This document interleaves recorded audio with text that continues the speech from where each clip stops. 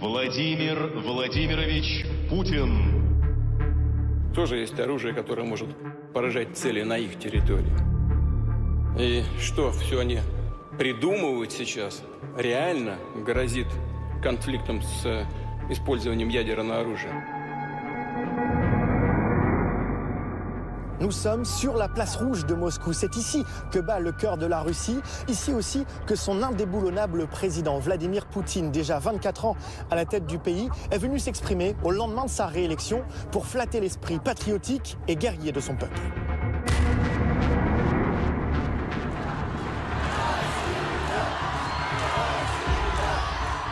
Что касается Новороссии, что касается Донбасса, их путь на родину оказался гораздо более тяжелым, трагичным. Но все-таки мы сделали это. Le retour de la Grande Russie, c'est la promesse avec laquelle Vladimir Poutine assoit sa domination sans partage sur son peuple. Et si certains résistent encore, ici ou en exil, beaucoup d'autres adhèrent à cette vision fantasmée d'une Russie menacée par l'Occident, par la France, qu'ils sont prêts à défendre au péril de leur vie. Pendant 10 jours, nous sommes allés à la rencontre de ces Russes qui soutiennent le régime de Poutine, malgré les souffrances causées par la guerre. Voilà, c'est mon fils. Il allait avoir 33 ans. J'étais commandant d'une unité d'assaut. On peut dire que la Troisième Guerre mondiale a commencé.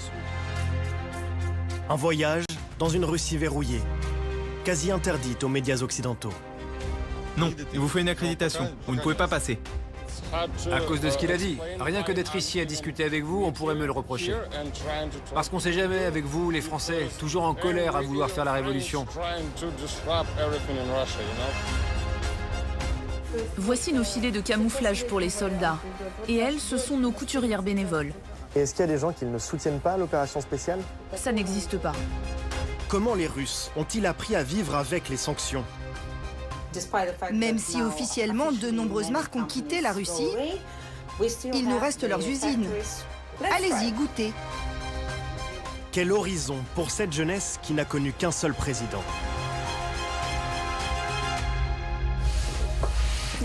Chers soldats, vous nous sauvez et chaque minute, vous risquez votre vie.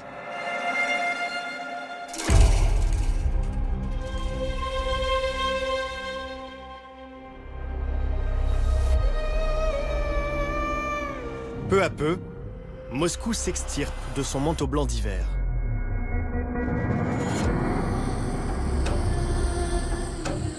Dans ces rues, toujours sous bonne garde, règne une étrange impression de flottement. La guerre est partout. Et nulle part à la fois. À son peuple, Poutine ne demande qu'une seule chose, vivre comme si de rien n'était. Surtout, ne pas poser de questions sur les 75 000 soldats qui seraient déjà tombés en Ukraine. Ne pas s'inquiéter non plus de la traque des opposants politiques. Ne pas se préoccuper enfin de l'isolement du pays, cerné par les sanctions occidentales.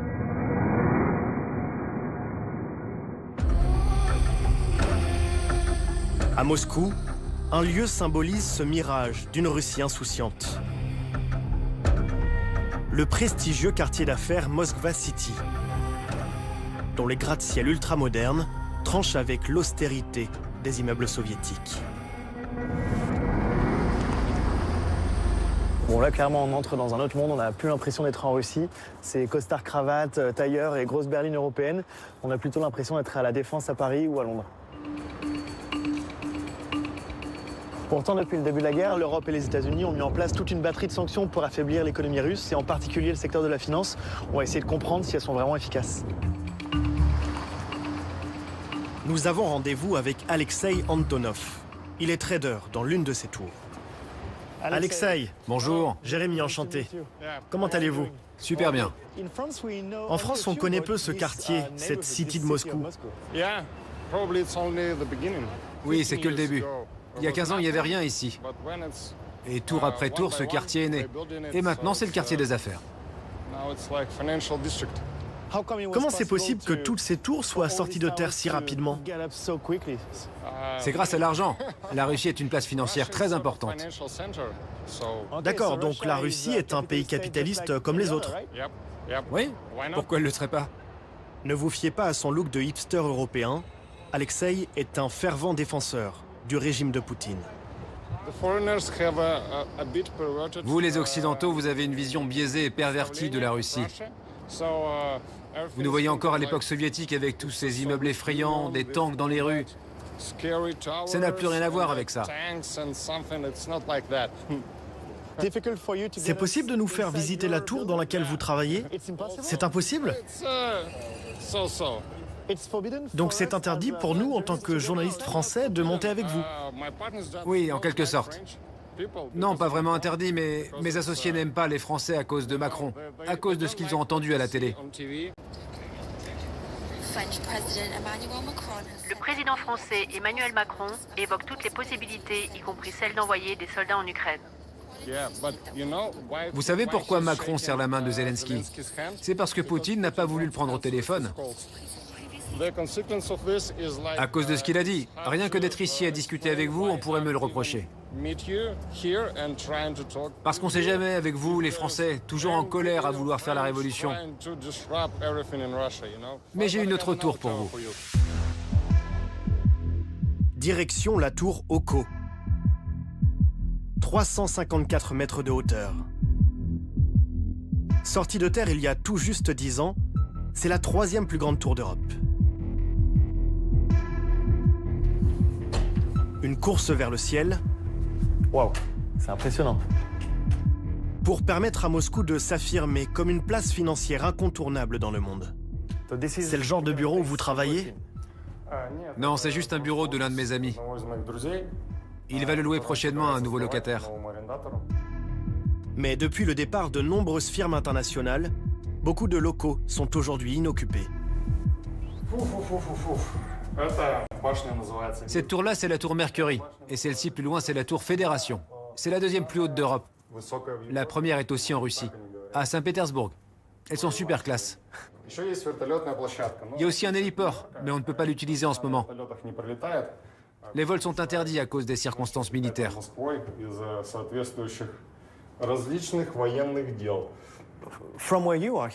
Oui, c'est vrai que d'ici, la guerre semble assez lointaine. Et pourtant, il y a quelques mois, des drones kamikazes se sont abattus dans ces tours. Oui, c'est vrai. Donc la guerre se rapproche. Heureusement, il n'y a pas eu de blessés. Le 30 juillet 2023, au milieu de la nuit. Plusieurs drones s'abattent sur des immeubles de ce quartier d'affaires de Moscou. Les attaques sont aussitôt attribuées à l'Ukraine par le Kremlin. Ça vous a rappelé que la guerre n'est pas si loin? Oui, on n'oublie jamais la présence du conflit. Parce qu'on lit les journaux, les gens en parlent beaucoup. Chacun de nous connaît quelqu'un qui est au front en ce moment. On n'y peut rien et on doit les soutenir.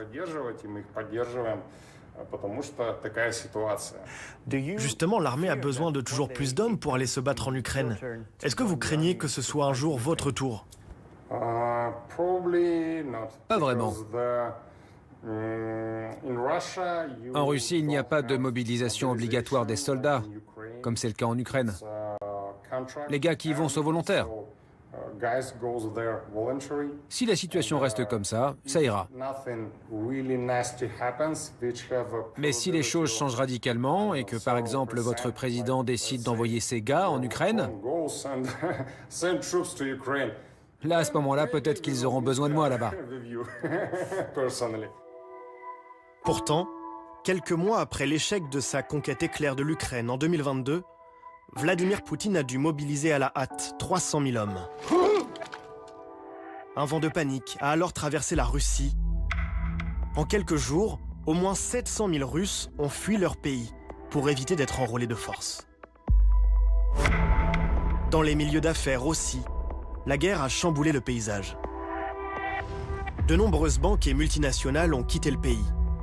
Rien qu'en France, le groupe automobile Renault, très implanté en Russie, suivi par la Société Générale, le géant agroalimentaire Danone et les leaders français du luxe LVMH, Kering et Hermès. Alexei a alors vu de nouveaux propriétaires prendre leur place. Dans certains cas, les entreprises ont été revendues à des Russes, qui continuent donc la même activité, mais en leur nom. Il y a aussi beaucoup plus de Chinois et d'Indiens. Ils s'installent dans les bureaux laissés vacants.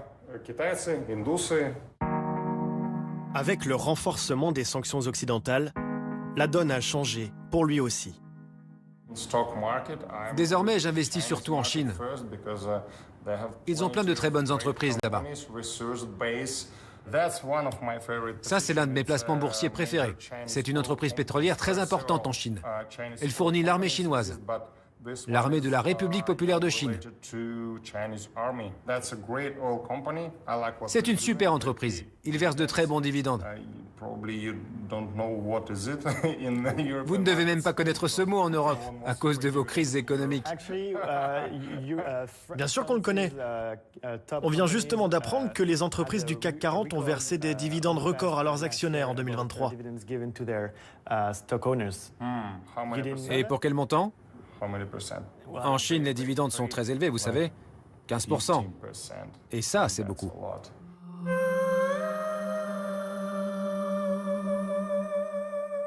Malgré les sanctions, l'économie russe semble tenir le choc.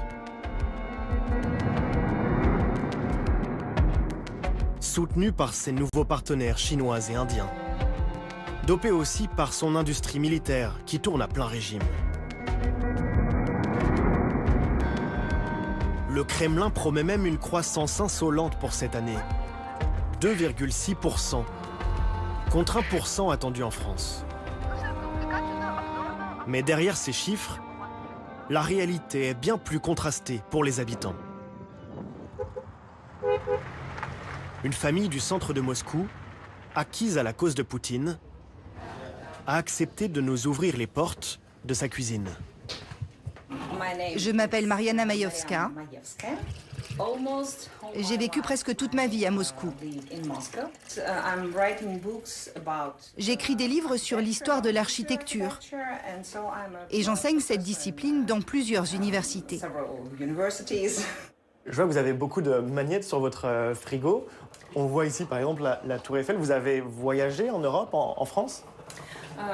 Oui, on a beaucoup voyagé dans une autre vie. On avait la chance de pouvoir voyager car mon mari a travaillé pour plusieurs multinationales.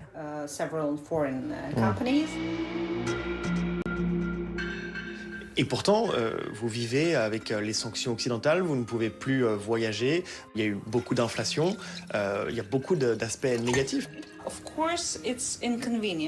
Bien sûr, ce n'est pas pratique, mais je pense qu'à certains moments de la vie, c'est important de savoir faire des sacrifices dans sa vie privée, quitte à souffrir un peu, du moment que c'est pour le développement du pays.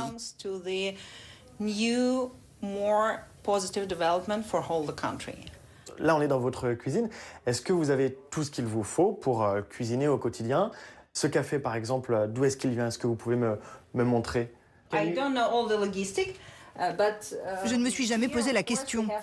Alors ce café, oui, on voit que c'est écrit en russe. Et d'ailleurs, la marque s'appelle maintenant Monarch. Avant, ça s'appelait Jacobs. C'était une marque allemande ou néerlandaise.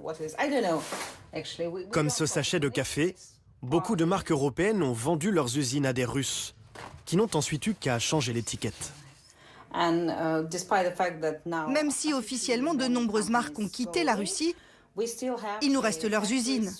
Elles continuent à produire à peu près la même chose. Là je vois des chocolats Raffaello. Ils sont fabriqués en Russie. C'est une marque qu'on a nous aussi en France. Oui, mais ils ont gardé les usines qui les fabriquent ici, en Russie. Donc toutes les entreprises occidentales n'ont pas quitté la Russie. Cette entreprise est restée en Russie. Voilà. D'accord. Les entreprises locales ont également appris à copier certains produits que la Russie ne peut plus importer. Donc ça, c'est du camembert fabriqué en Russie. Oui, mais ce n'est pas du vrai camembert français. Mais c'est quand même très bon. C'est-à-dire que les entreprises russes ont appris à fabriquer du camembert? Tout à fait. Vous savez, nous les Russes, on est un peuple très inventif. Quand on veut quelque chose, on trouve toujours un moyen de l'obtenir. Alors on va goûter. Alors, Bon.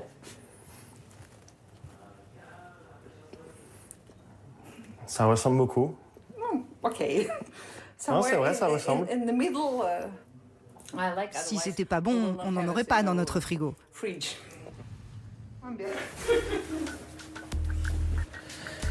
Mariana et son mari Constantine font partie de la classe aisée. Ils acceptent d'autant plus les contraintes du quotidien qu'ils sont persuadés que la guerre était inévitable.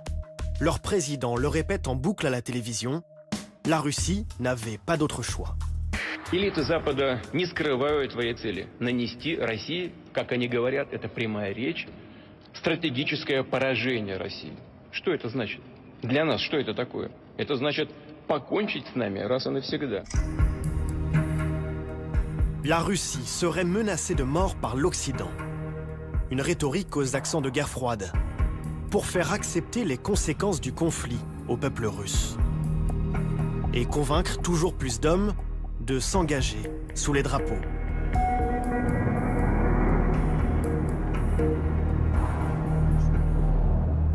Dans la banlieue de Moscou, nous avons rendez-vous avec la mère d'un de ces soldats partis volontairement se battre en Ukraine. Oksana Pestereva consacre tout son temps libre à l'effort de guerre. Qu'est-ce que vous mettez dans la voiture? Qu'est-ce que vous faites?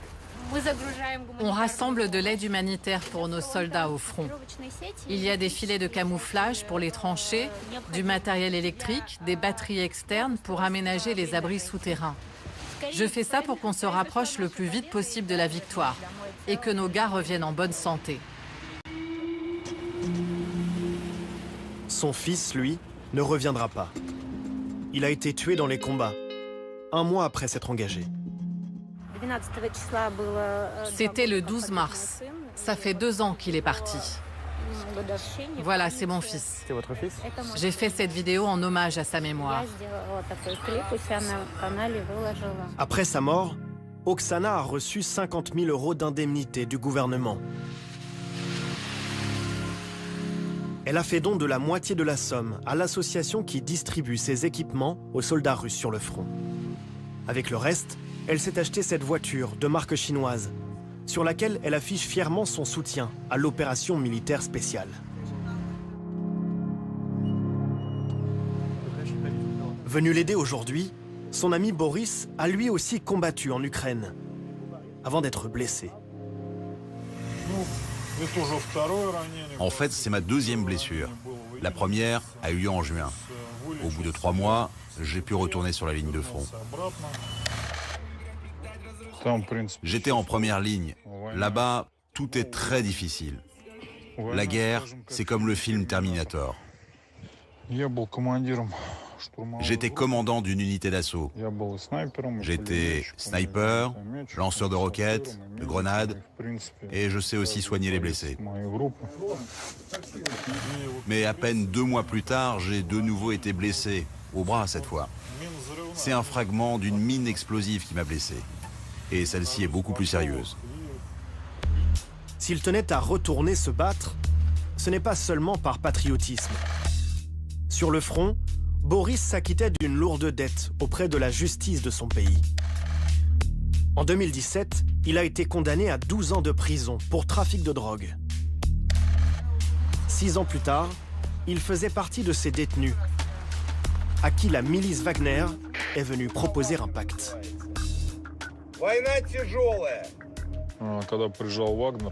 Quand Wagner est arrivé, ils nous ont dit « Les gars, on a besoin de ceux qui sont prêts à mourir. Si vous n'êtes pas prêts à mourir pour la patrie, alors vous n'avez rien à faire là-bas. »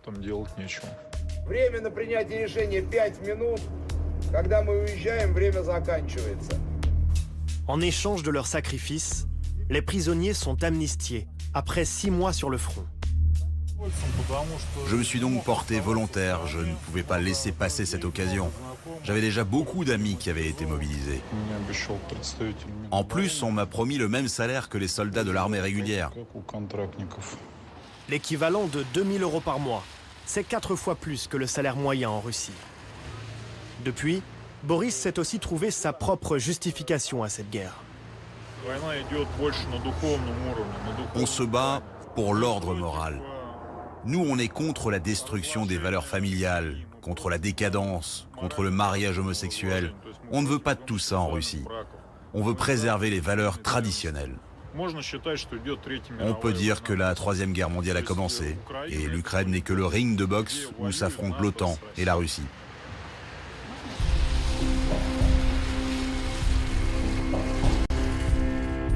Un scénario de film catastrophe, dans lequel Vladimir Poutine endosse une fois encore le rôle du héros. Pour moi, c'est le meilleur leader. Sans Vladimir Poutine, la Russie n'existerait plus depuis longtemps. Et je ne le considère pas responsable de la mort de mon fils ou de la blessure de Boris. Oksana veut nous prouver qu'elle est loin d'être la seule à partager cet avis. Nous la suivons, direction le village de Zvenigorod, à 70 km à l'ouest de Moscou. Regardez ces beaux paysages. Ici, on dit que Zvenigorod, c'est la Suisse de Russie. Dans ce village, de nombreux hommes ont été mobilisés sur le front ukrainien. Bonjour, Dobry dzień. Jérémy. Victoria. Alors les civils restés ici se sont organisés pour les soutenir. C'est votre camion? Oui, c'est notre camionnette. Et pourquoi il y a le logo Wagner sur le camion? Parce que ce sont nos troupes, ils se battent pour la Russie. Nous soutenons les soldats Wagner et nous avançons. Allons-y, je vais vous montrer notre entrepôt. C'est notre quartier général. Victoria en est la responsable. Elle a grandi dans le Donbass ukrainien. Cela fait 30 ans qu'elle a choisi de venir vivre en Russie. Regardez ce petit coin à l'entrée, ça va vous intéresser. Le ton est donné dès l'entrée, le portrait de Vladimir Poutine, le drapeau, des équipements militaires. On est là pour soutenir l'effort de guerre. Et oui, Vladimir Vladimirovitch Poutine est notre président. Nous le soutenons entièrement. C'est l'hymne de la Russie? Oui. Bon, le portrait de Vladimir Poutine à l'entrée, l'hymne de la Russie en sonnerie de téléphone, il n'y a pas de doute, là, on est chez les patriotes. L'accès aux associations de soutien militaire comme celle-ci est extrêmement rare pour les journalistes étrangers. Nous y découvrons de nombreux cartons remplis de nourriture, de cigarettes et de vêtements chauds. Des dons en provenance des magasins et des habitants des villages alentours, comme cette dame, venue donner l'équivalent de 40 €. Et est-ce qu'il y a des gens qui ne soutiennent pas l'opération spéciale? Ça n'existe pas. Au milieu du local, un étonnant atelier de tissage a même été improvisé. Très fier.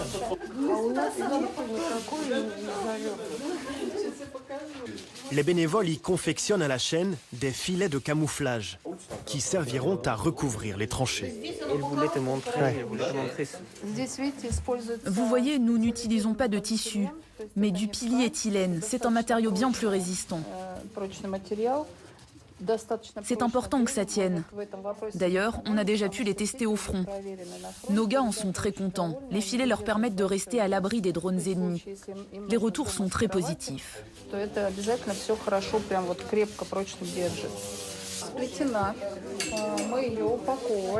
Quand le filet est prêt, nous l'emballons de cette manière, avec des bandes adhésives. On écrit le nom du soldat, on y ajoute des lettres et des petites peluches. Regardez celle-ci, son surnom c'est Trump. Donald Trump? Oui, Donald Trump. C'est plutôt un ami ou un ennemi, Donald Trump? Oui, on verra si c'est notre ami. Là, je ne peux pas vous répondre, c'est de la politique. Depuis notre arrivée, un homme qui se présente comme simple bénévole suit attentivement le déroulé de l'interview et n'hésite pas à souffler les réponses à Victoria. Qui est-il exactement? Nous ne le saurons pas. Ah voilà, on me rappelle de vous parler des lettres d'enfants. C'est important pour soutenir le moral de nos soldats. Ils ont les larmes aux yeux quand ils voient les lettres.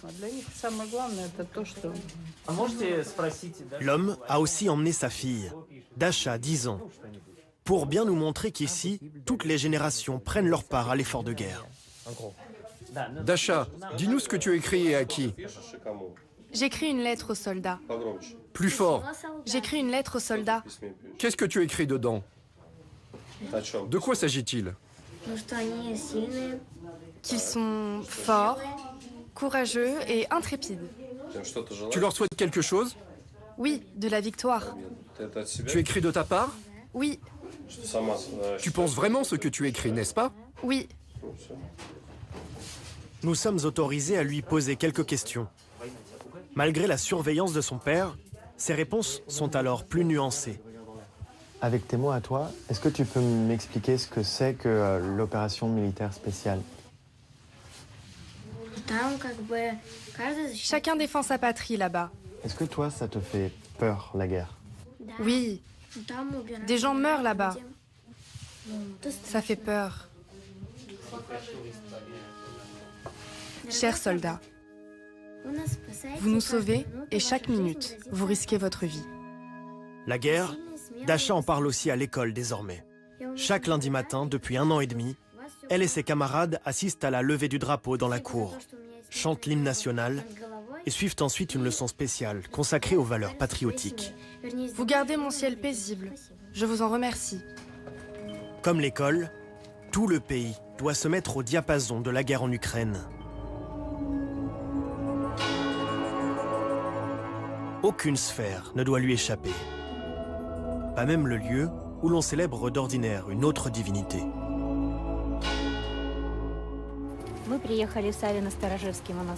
Nous arrivons au monastère de Savino-Storozhevski. Il est très connu dans la région. Je viens ici chaque semaine. J'y fais des prières pour les soldats que je connais, pour qu'ils reviennent chez eux en bonne santé. Toutes les églises soutiennent l'opération militaire spéciale.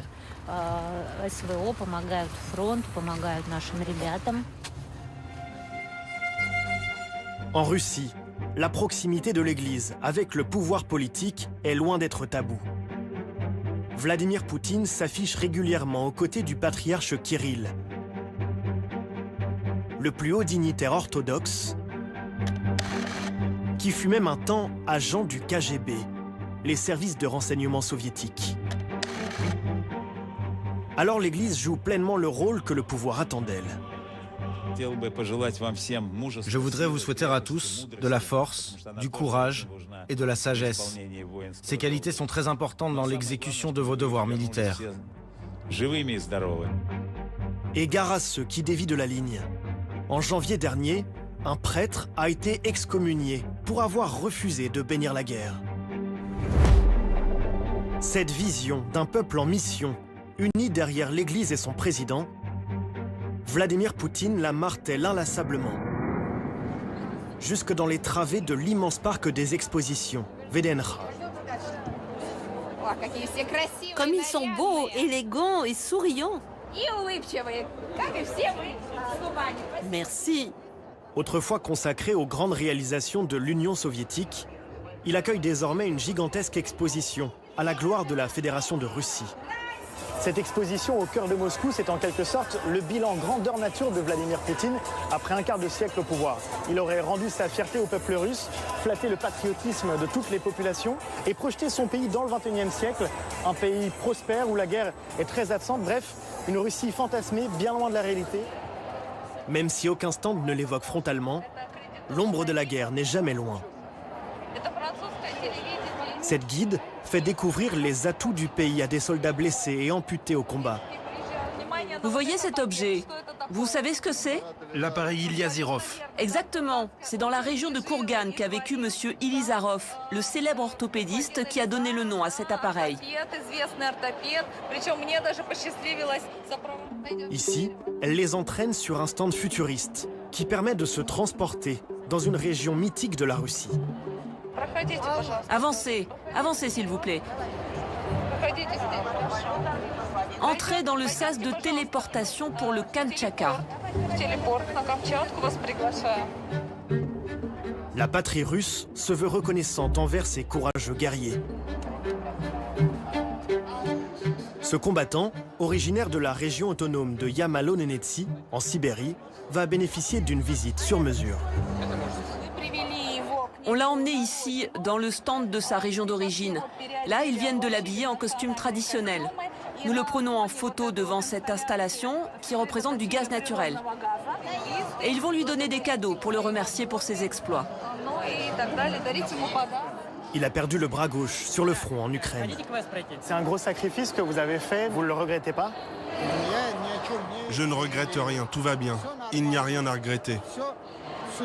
Vous n'auriez pas peur de retourner au front? Absolument pas, non. Les visiteurs découvrent les différentes régions de leur immense pays, 26 fois la taille de la France, y compris les territoires tout juste annexés à l'Ukraine. La région minière de Donetsk, située dans le Donbass, est désormais sous contrôle russe. La voilà mise à l'honneur avec une animation. Voilà pour vous, c'est un cadeau. C'est un bon anti-stress, ça. Comme si de rien n'était. C'est un jeu pour devenir des mineurs du Donbass? Oui, vous pouvez devenir un mineur et avoir votre propre charbon du Donbass. C'est quoi? C'est pas du vrai charbon, c'est juste un jouet anti-stress. Vous avez grandi à Donetsk et vous habitez maintenant en Russie? Oui, j'ai grandi à Donetsk et j'ai vécu en Russie. J'ai étudié ici, à Moscou, et dès que l'opération a commencé, je suis retournée chez moi pour aider les gens sur place. Cette employée de l'exposition n'est pas ici par hasard. Elle est la fille de l'un des principaux industriels de la région. Mon père est installé là-bas, il a une usine de béton. Et tout ce qui est en train de se reconstruire à Mariupol et dans les autres villes, c'est son entreprise qui s'en occupe. Il participe à ça. Attirer les touristes russes vers ces nouvelles régions. Et pourquoi pas convaincre d'autres curieux, bien plus éloignés ceux-là, de passer à l'Est.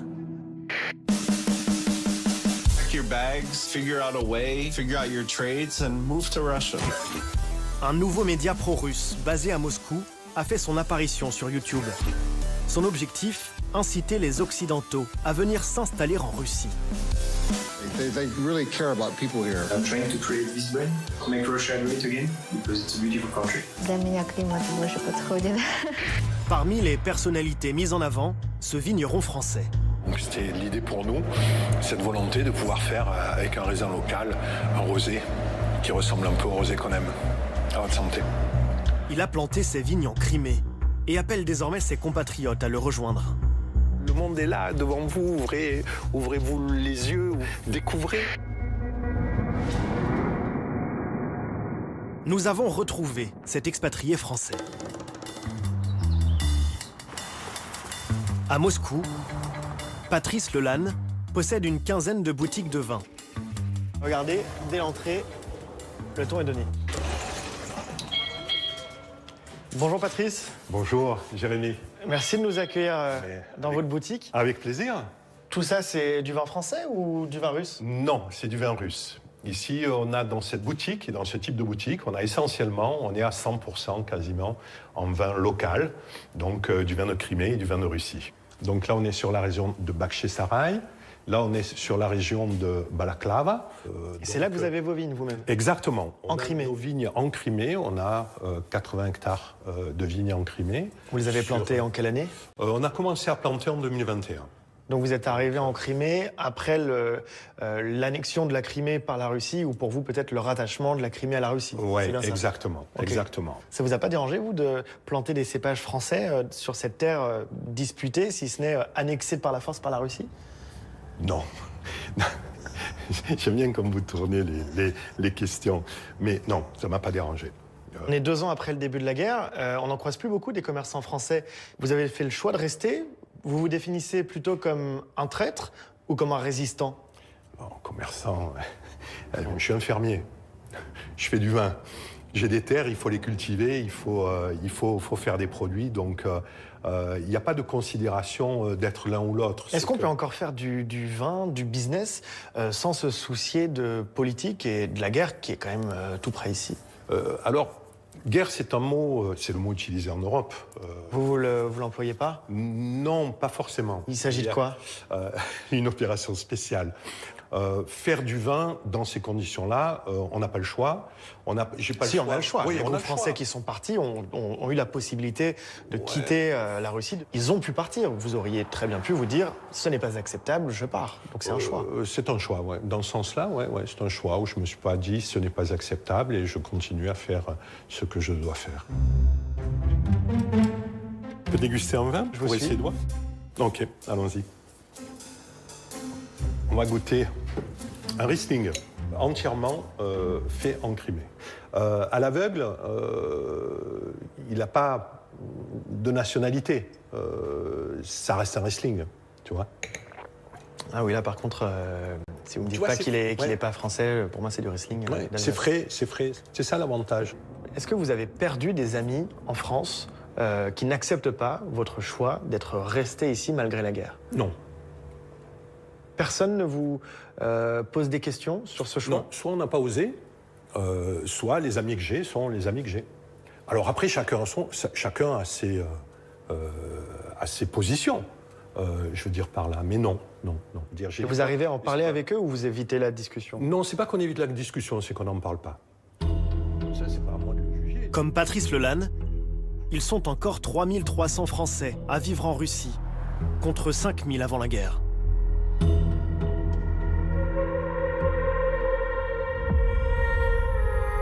Alors que s'approche la fin de notre voyage, dans cette Russie acquise à Poutine, une question demeure.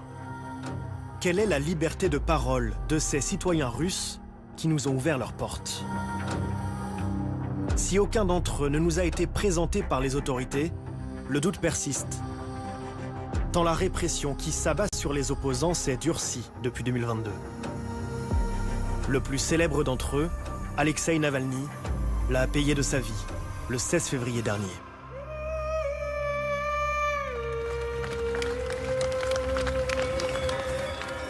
Sa mort soudaine, alors qu'il était emprisonné dans une colonie pénitentiaire de l'Arctique, a ému le monde entier.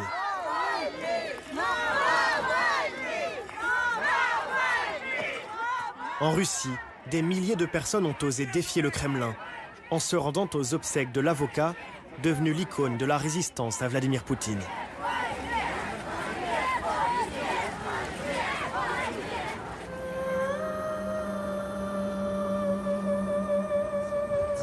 Un mois après sa mort, ils sont encore nombreux à se rendre chaque jour au cimetière où il est enterré. Un dernier hommage sous étroite surveillance. Bon, évidemment, ce lieu de rassemblement, c'est une épine dans le pied du Kremlin qui, du coup, surveille tous ceux qui viennent se recueillir ici. Il y a des caméras tout autour de la tombe d'Alexeï Navalny. Et nous aussi, journalistes, on a l'interdiction d'entrer avec la caméra. Par contre, on a le droit de filmer l'intérieur avec notre téléphone.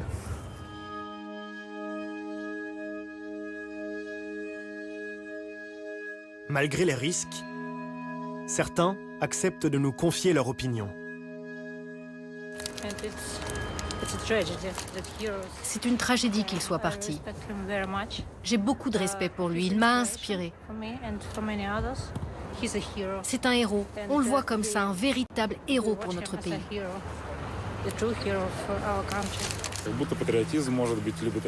Aujourd'hui, si tu n'es pas d'accord avec Poutine, alors tu n'es pas patriote. Mais en réalité, ça ne marche pas comme ça. Prenez, Alexeï Navalny, pour moi, c'est un vrai patriote. Cela ne fait aucun doute. Si lui n'est pas un patriote, alors qui peut dire qu'il l'est? On voit bien qu'on n'est pas seul. On est nombreux. Regardez sa tombe, toutes ces fleurs. On était comme assoupis, on avait peur de nous exprimer. Mais après ça, on ne peut plus rester silencieux. On va devoir se faire entendre.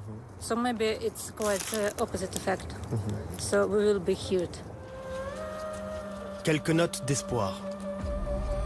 Et pourtant, la machine répressive poursuit son œuvre. En 3 mois, plus de 1000 personnes ont été arrêtées lors de rassemblements publics. Le plus vaste pays du monde se recroqueville chaque jour un peu plus sur les seules vérités autorisées. Le prix de la survie pour Vladimir Poutine, qui pourrait rester au pouvoir jusqu'en 2036.